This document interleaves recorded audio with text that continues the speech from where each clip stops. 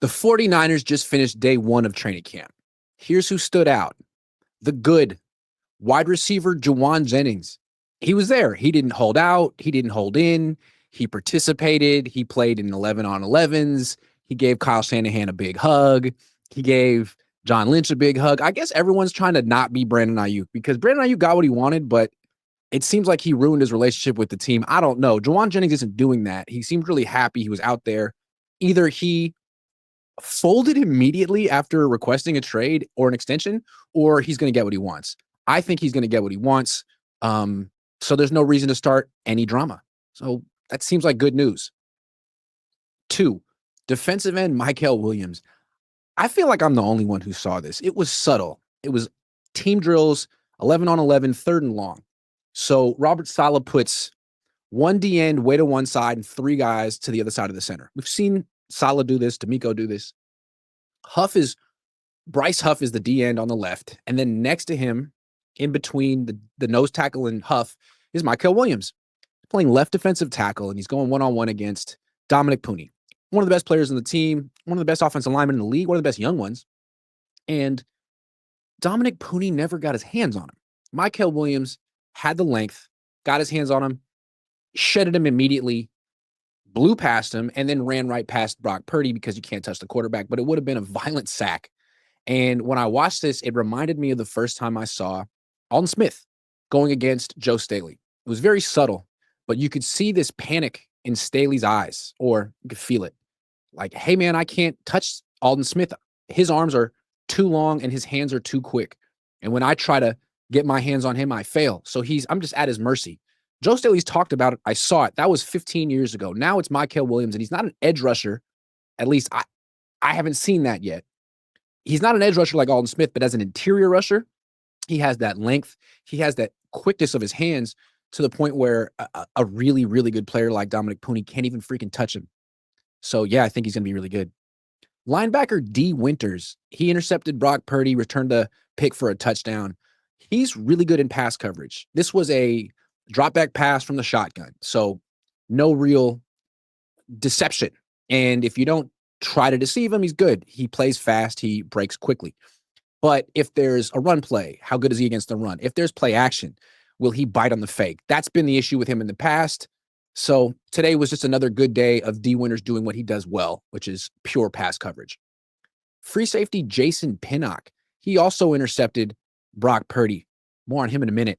This was just an underthrown, poorly thrown deep pass. Jason Pinnock read it, broke on it, dove, made the interception. I don't know what kind of run defender he is, but in coverage, he's fast and instinctual. He's a former corner who seems like he could even do a little bit of nickel if he had to. So right now, it looks like he's the best healthy safety on the team. He's probably going to be the starting free safety week 1. So that's the good news with him. Last guy for the good section, Jordan James, running back, rookie. He's really quick, and he's a good receiver. He caught 2 passes in 11 on 11s today. I think that's going to differentiate him a little bit from the other rookie, undrafted free agent, Corey Kiner. Jordan James is just very quick. So anytime he gets the ball, he's going to get 10 yards upfield. He's not going to get stopped in the backfield, at least in practice. And he's going to string together multiple cuts where Isaac Guerrero is a one-cut back. He'll see a hole, he'll hit it with speed. And if not, he'll get stopped for, nothing. Jordan James is going to get you some yards, tough yards, 3, 4, 5 yards when nothing's there. He's that kind of runner. I'm very intrigued with him. The not so good quarterback, Brock Purdy. He's a really good quarterback, but in practice, when Trent Williams and Christian McCaffrey aren't out there, or in games when Trent Williams and Christian McCaffrey aren't out there, he's simply a different quarterback. He goes from a guy who's calm in the pocket and takes what the defense gives him. He's not afraid to check it down when Christian McCaffrey's out there. He's not playing with happy feet when Trent Williams is out there. But when those two guys aren't out there, all of a sudden, he's forcing passes. He's making big mistakes. And that's what he did today. So I don't know if he really learned anything. Maybe he's doing what Jimmy Garoppolo used to do, where he's trying to make the defense more confident. Hey, D. Winters, you seem like you might need a confidence boost. Here's a pick 6. Jason Pinnock, you're new to the team. Here's an interception. You fit right in. I don't know if Jimmy Garoppolo did that on purpose, but sometimes it seemed like he did. And today it seemed like that's what Brock Purdy was doing. So maybe that's the new type of leadership that he's displaying now that he's making $53 million a year. And if so, I commend him for being so selfless. Wide receiver Jacob Cowing, he pulled his hamstring in the first 30 minutes of practice and didn't return. Hamstrings usually are a 3-week injury at minimum. See Ricky Pearsall, who still isn't back after pulling his hamstring in OTAs 2 months ago. So Cowing had been having a real good offseason. Now he probably is going to miss all the training camp. It's not what he needed. Then again, the Niners have like 2 healthy wide receivers, and one of them is going to be suspended week 1. So don't count out Jacob Cowing just yet. Strong safety Jair Brown, man. He's just slow. He gave up a 30-yard catch to George Kittle on the first play of practice.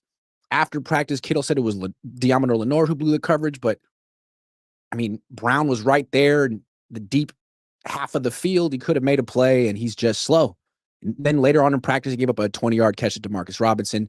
He's going to be the strong safety, Jair Brown, until Malik Mustafa comes back, which means they can't get Mustafa back fast enough. And really, I'm not sure that Jair Brown's better than Richie Grant. That's a legit competition that needs to play out. Cornerback Renardo Green, he got flagged for a defensive pass interference penalty, and he gave up a 20-yard catch to Demarcus Robinson. That was a Renardo Green and Jair Brown production, a collaboration. I don't know if that was, featuring Green or featuring Jair Brown, who definitely gets the credits. But Renardo Green is struggling. He struggled in OTAs. He struggled in minicamp. He struggled today. He was better as a rookie, but he wasn't being asked to start. Now there's a lot of pressure on him. He's got not a new system, but a new defensive coordinator. And I don't know. He's just not rising to the occasion, which is scary because the Niners have no one else at cornerback. They have Darrell Luter Jr. Excuse me.